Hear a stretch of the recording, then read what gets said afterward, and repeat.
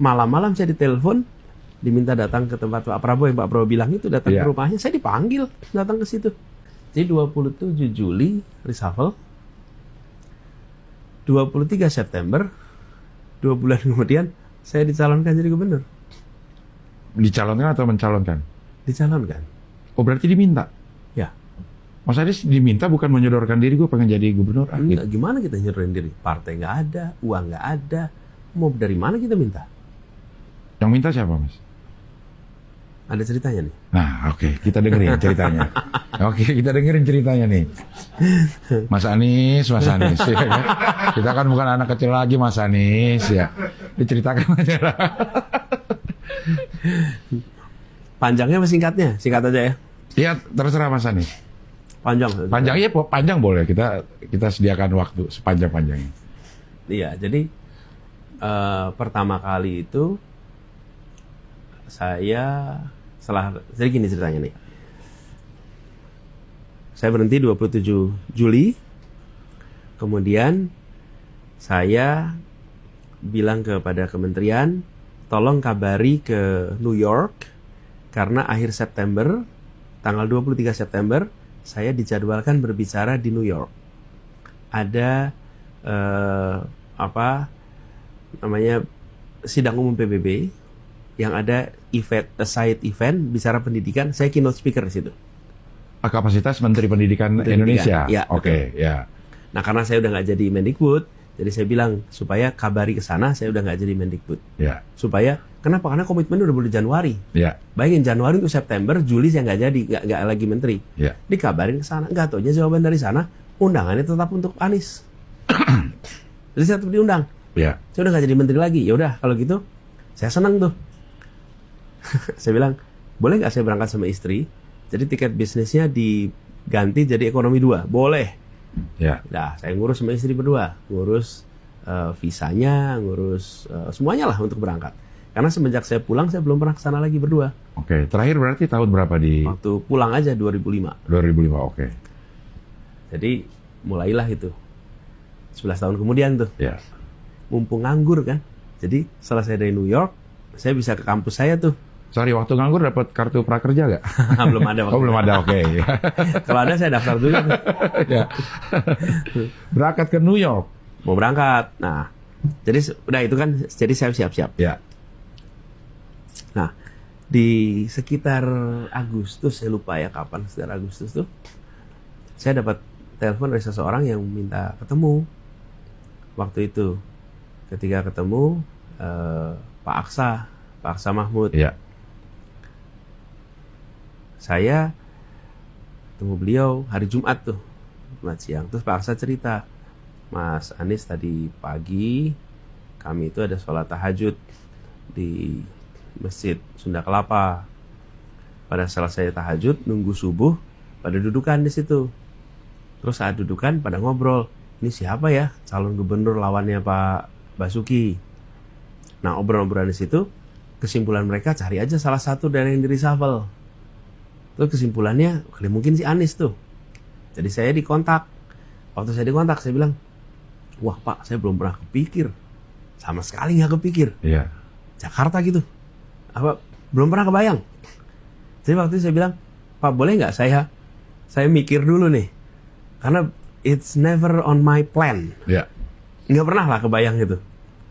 Terus kata itu, ya boleh lah. Saya cuma mau tanya sama ibu sebetulnya. Ibu sama istri saya. Ibu, ini ada tawaran begini gimana nih? Kalau ibu ridho, bismillah. Kalau ibu nggak ridho, saya nggak mau nih. Ini kan bukan sesuatu yang kebayang lah dalam rute. Apalagi udah kebayang tuh Jakarta. Pak Basukinya kuat sekali, angkanya tinggi, terus populer. Waktu itu kebayang tuh. Wah, ini nggak sederhana lah gitu. Nah, saya ngomong sama ibu. Kata ibu, bapaknya gitu, Anies kalau ini kepengenan Anies nggak usah. Tapi kalau Anies diminta, bismillah. Dah, saya belum jawab tuh. Iya. Gak lama kemudian ditanya lagi, saya bilang jawaban gitu. Nah, September awal, saya kena demam berdarah, Mas. Oke. Demam berdarah. Kemudian dirawat di rumah sakit. Nah, pas saya dirawat di rumah sakit itulah ketua partai itu datang ke ke rumah sakit nih, saya lagi diinfus pendonor darah, ditanyain bersedia apa enggak jadi calon gubernur. Terus angka saya disurvei, angkanya ada. Jadi sama sekali saya ini tidak terlibat, rapat nggak ikut, anggota partainya juga bukan. Kemudian, tapi angka surveinya ada di situ. Ya. Singkat cerita, menjelang pendaftaran tanggal 23, saya juga tidak tahu persis bagaimana proses di dalam. Siapa yang, karena banyak versi. Siapa yang mengusulkan, siapa yang membahasnya. Karena saya nggak ikut dalam rapatnya, jadi saya nggak tahu.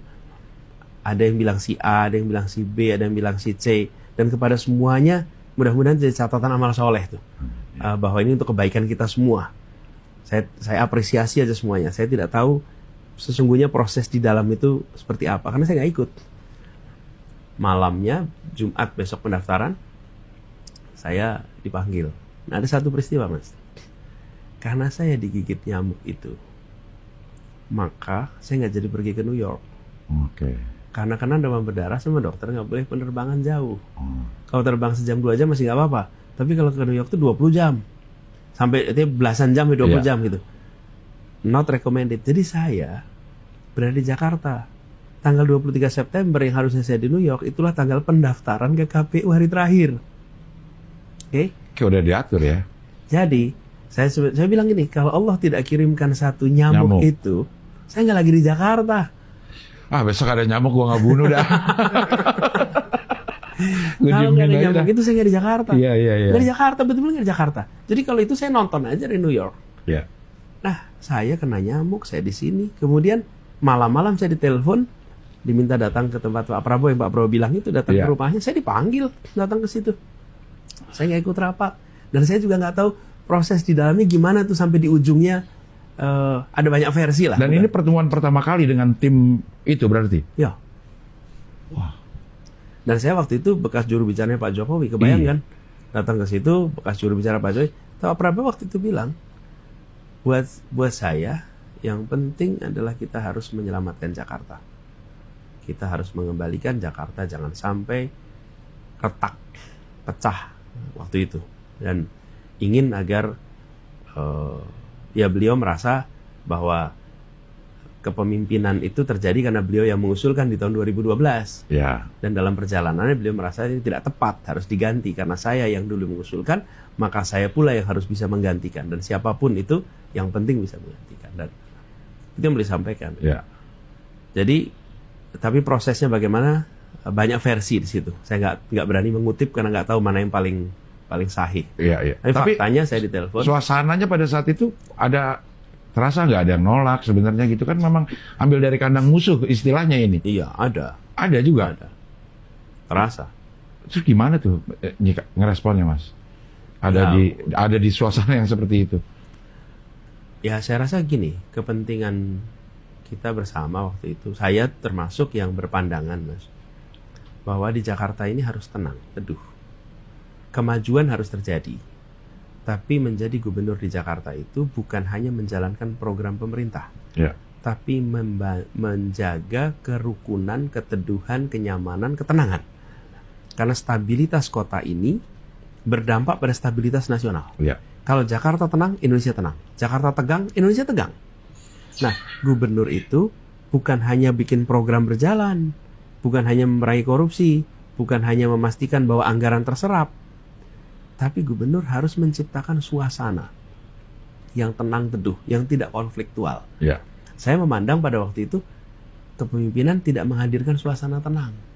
Perasaan konflik itu terjadi karena berbagai macam statement. Saya nggak usah perpanjang, nanti jadi kembali ke sana lagi.